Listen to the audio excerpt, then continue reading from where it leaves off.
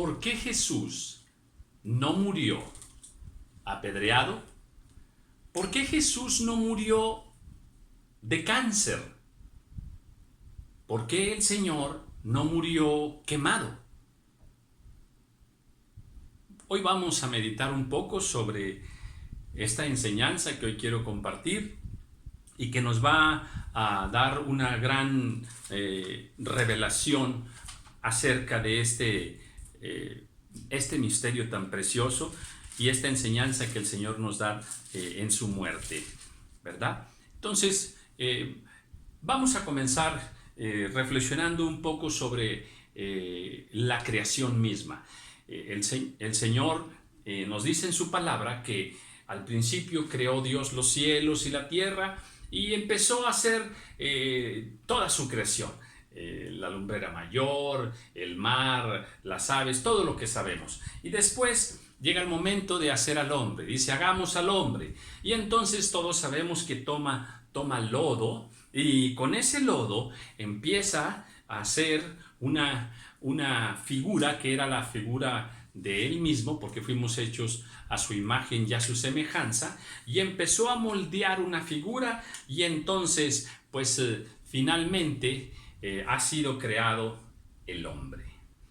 Y bueno, pues Dios creó al hombre, repito, a su imagen, a su semejanza, ¿verdad? Y luego le da un mandamiento, ¿verdad? Al ponerlo también en el huerto y le dice que de todo árbol podrá comer, pero del árbol de el bien y del mal no podrá comer. ¿Y qué pasó? Sabemos que Adán finalmente desobedece y come del fruto que le estaba prohibido. Al comer de aquel fruto entró el pecado. O sea, por su desobediencia, el pecado entró en él. ¿En dónde? En su carne. Y desde ese momento, nosotros los seres humanos tenemos una naturaleza con tendencia a pecar. O sea, nuestra carne significa pecado, ¿ok? Nuestra carne nos lleva al deseo de pecar. Y bueno, desde ese momento se empezó a manifestar el pecado en la vida del hombre, ¿verdad?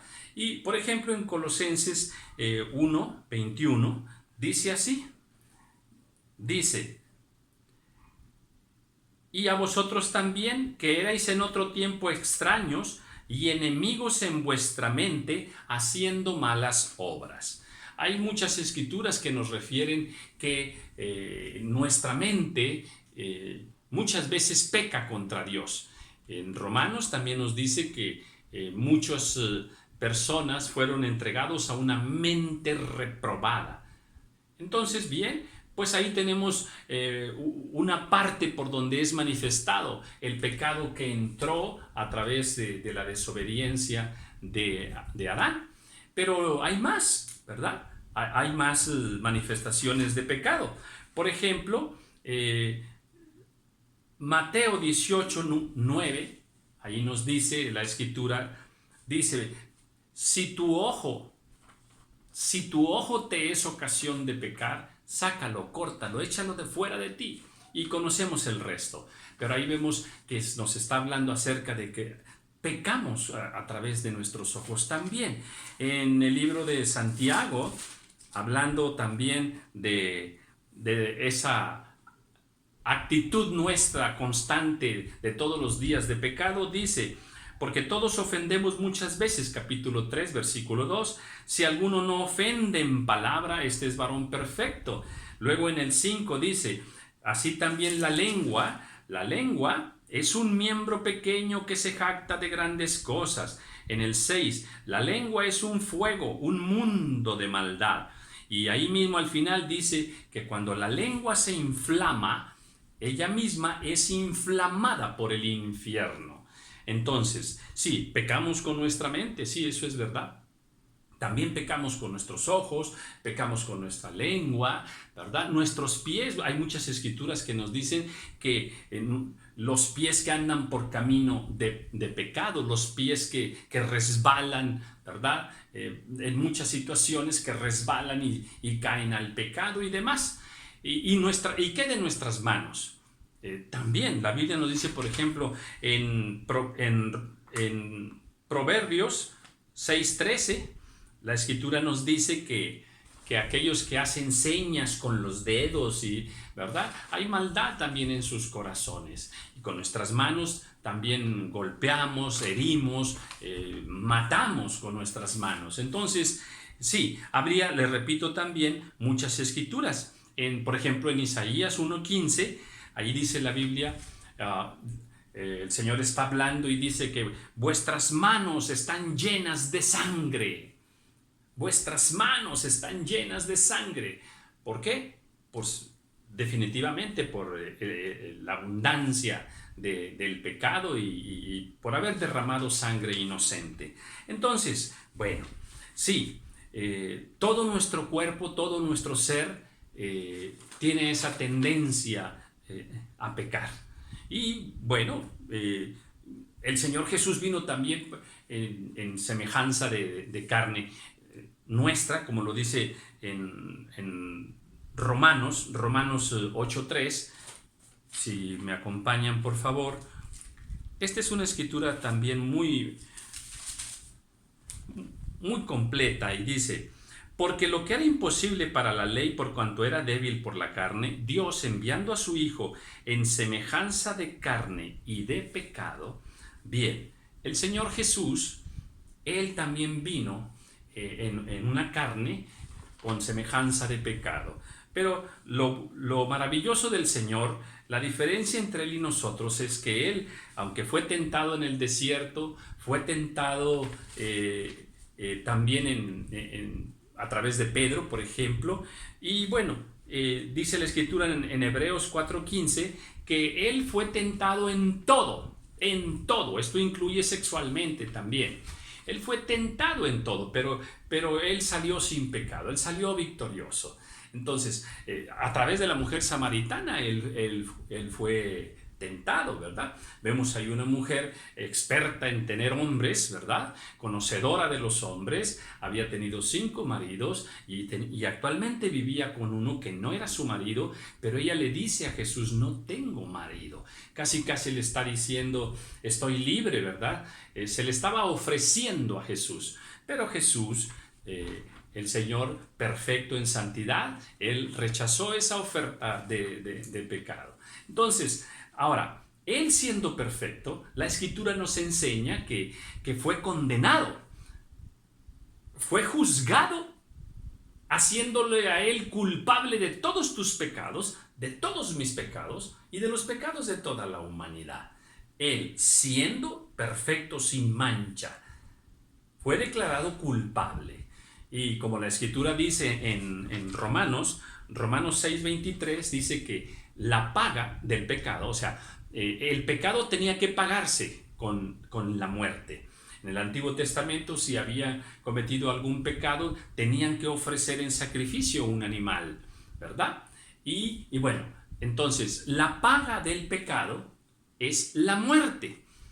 Y entonces, Dios, para no matarte a ti en la eternidad y para no matarme a mí en el infierno, ¿qué hace? Ofrece a aquel cordero, al Cordero de Dios, lo ofrece por tus pecados y por mis pecados.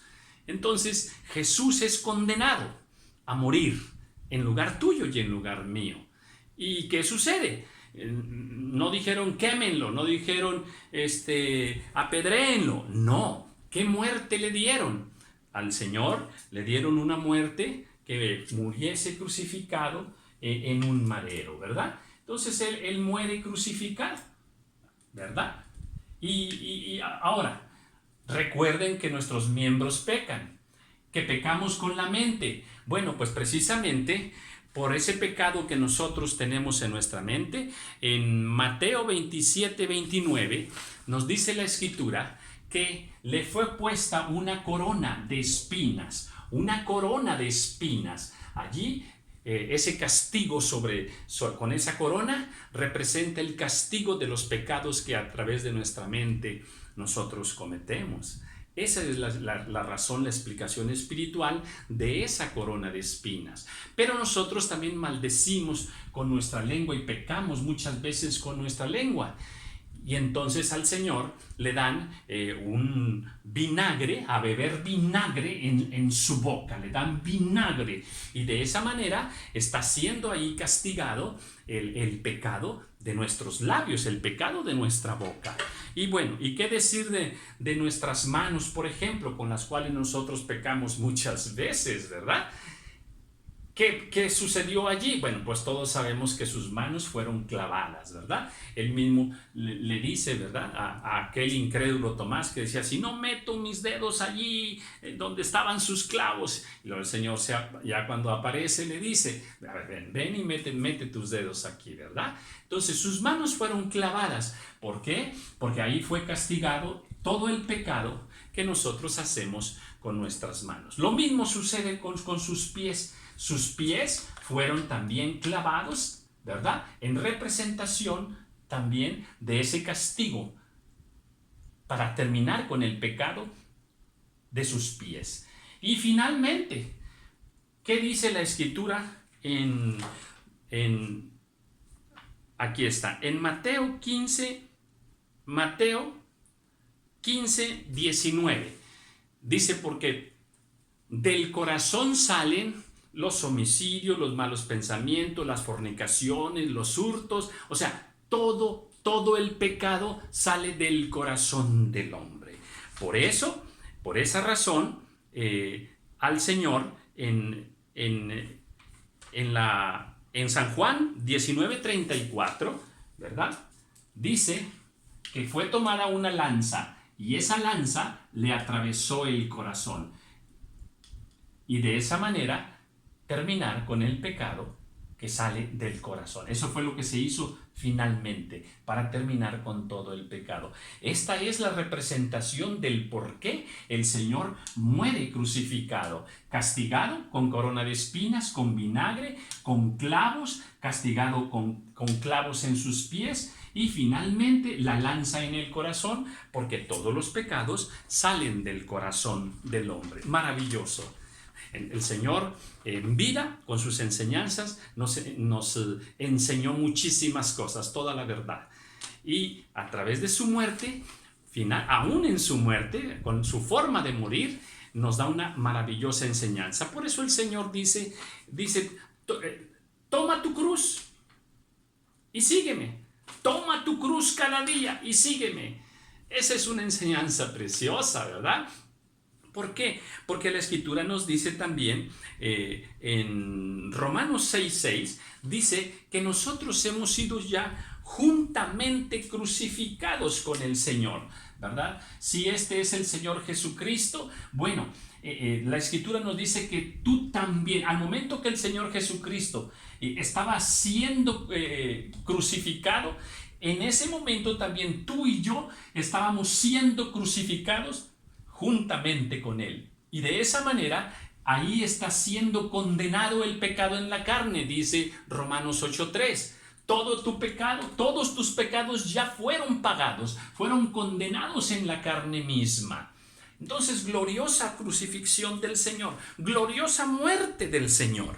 Entonces, gloria a Dios por esta enseñanza preciosa. Y yo quiero finalmente que me acompañes a Gálatas, porque hay una escritura preciosa allí con el que quiero cerrar esta enseñanza. Gálatas 5:24 dice, pero los que son de Cristo han crucificado la carne con sus pasiones y con sus deseos. Sí, todo nuestro problema es la carne. Si tú eres de Cristo, porque has aceptado este sacrificio del Señor, y bueno, pues no olvides, dice, los que son de Cristo han crucificado. La carne tiene que estar allí crucificada todos los días en la cruz. De tal manera que si tú en algún momento le haces así a una persona maldiciéndole, en ese momento es como si tú desclavaste tu mano de la cruz para hacerle una seña ofensiva a la persona. No.